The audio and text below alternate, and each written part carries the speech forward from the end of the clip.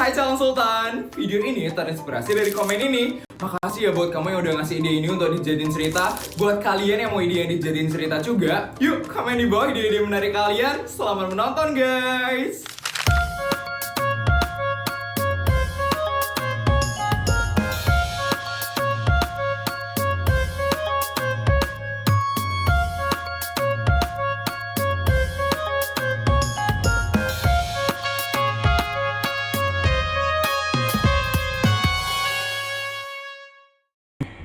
Kalau Feli tidak mendapatkan 1 miliar per bulan, ada kemungkinan Feli bisa membocorkan rahasia besarku ke Raven. Dan kalau Raven tahu, ini akan jadi masalah yang besar. Keluarga ini pasti akan hancur sebentar lagi. Nyonya BNK, kenapa terlihat panik?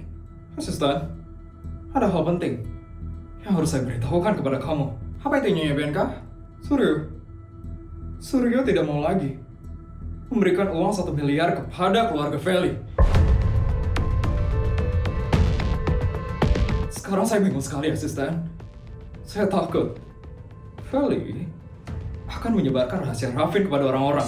Nyonya BNK tenang saja ya. Feli tidak akan segampang itu membocorkan rahasia Raven. Kenapa, asisten? Karena Feli pasti akan tahu, Nyonya BNK. Resikonya besar jika dia membocorkan rahasia Raven. Benar juga ya kamu, asisten? Dan kalau dia berani untuk mengancam dan menyebarkan rahasia Nyonya, kita dor aja si Feli itu, Nyonya.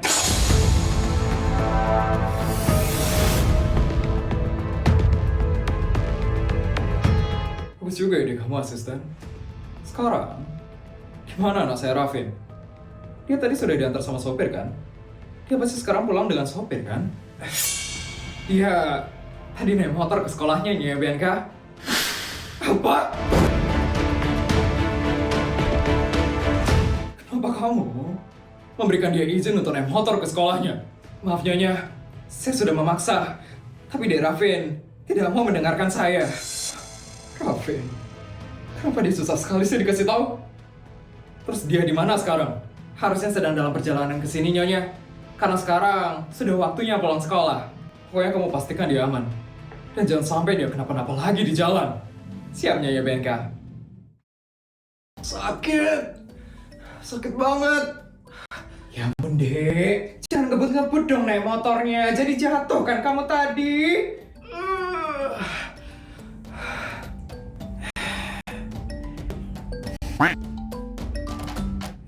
Rusak loh motormu Dek, gara-gara kamu ngebut tadi.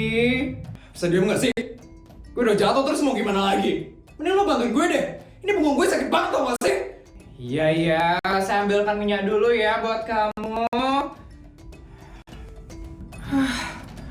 Kok gue bisa jatuh sih? Mana motor gue rusak banget lagi. Kalau kayak gini, gue gak bakal dikasih naik motor lagi setelah ini. Ini minyaknya, Dek. Ibu siapkan dulu ya sebentar. Itu rambut kamu asli, Dek. Asli lah. Jarang loh ada punya rambut merah hitam seperti kamu. Dulu saya pernah ngebantu orang tua lahiran. Dan bayinya itu ya, rambutnya percis banget loh kayak kamu, Dek. Tapi akhirnya tragis banget loh mereka, Dek. Orang tua dari bayi itu tiba-tiba ditembak sama seseorang. Terus bayinya waktu itu dibawa pergi sama seseorang. Heboh sekali waktu itu di sini. Ibu sekarang jadi kepikiran sama nasib dari bayi itu. Kira-kira gimana ya nasib bayi itu sekarang? Gue gak peduli. Udah, ini lo bantuin gue deh. Biar punggung gue gak makin sakit sekarang. Ya ampun Dek, udah dibantuin kok kayak gitu sih responnya. Baik sedikit dong Dek. Ya udah, itu dibuka sedikit dong bajunya. Saya bantu olesin nih minyaknya.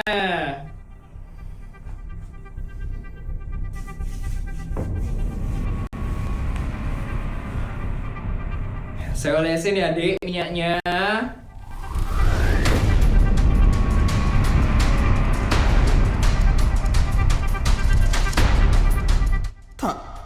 Tai lalat ini kenapa mirip dengan tai lalat bayi dari orang tua yang tertembak itu?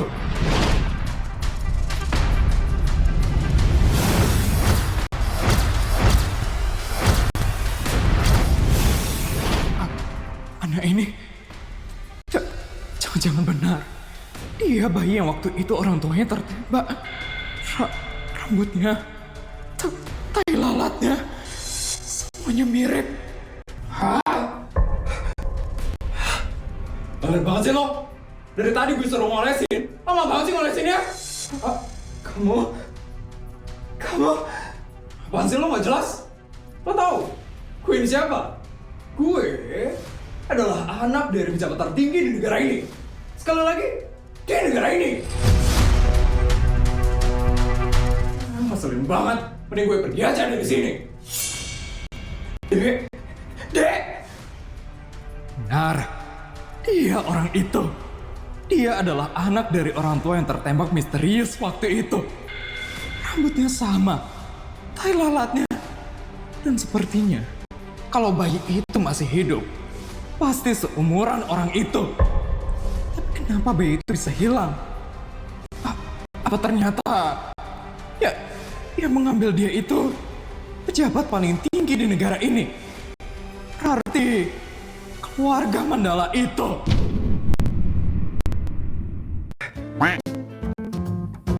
Apa-apaan ini? Kenapa bisa ada banyak uang di rumah ini? Mama, putriku. Ma, apaan ini, Ma? Mama juga nggak tahu, Nak. Mama itu baru datang terus langsung lihat ini.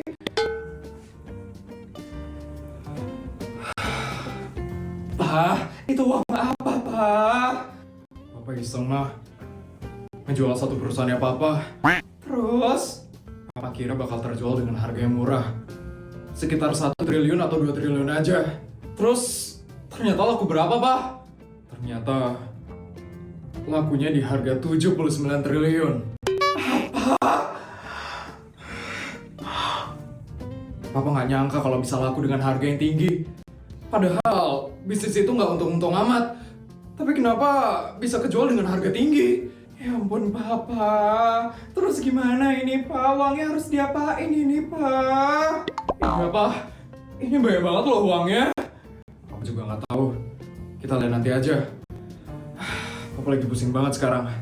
Papa mau istirahat dulu. Kasian juga ya Papa, mah.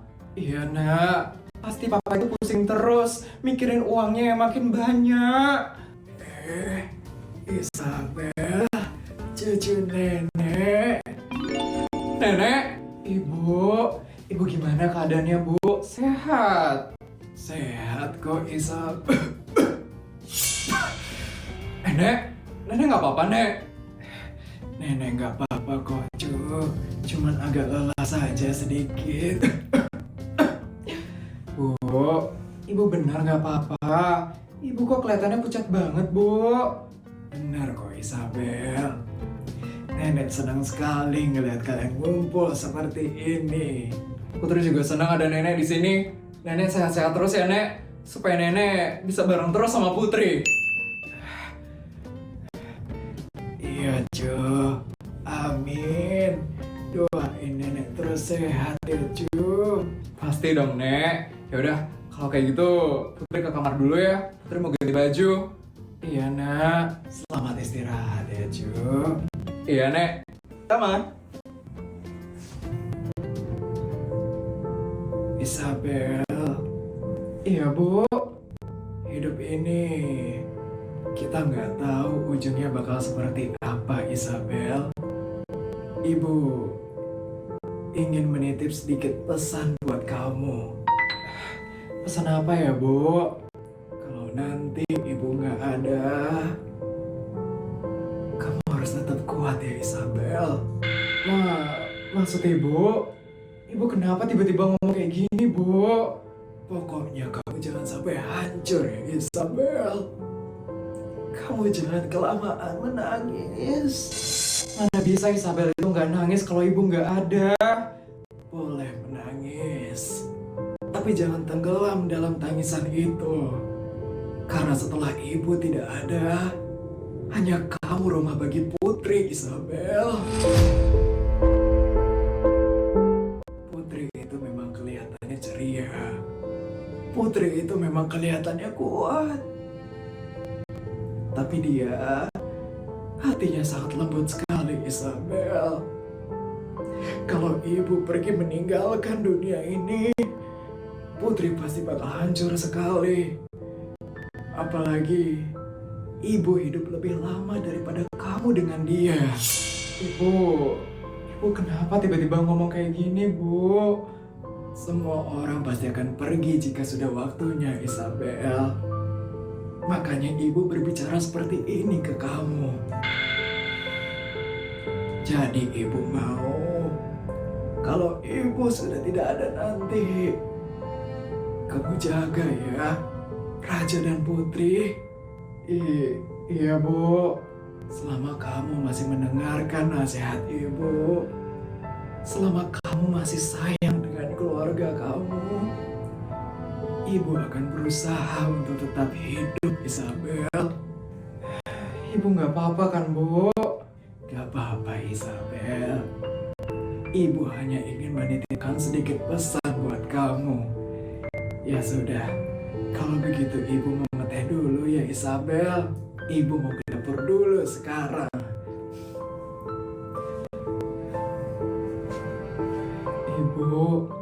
Ibu beneran gak apa-apa kan?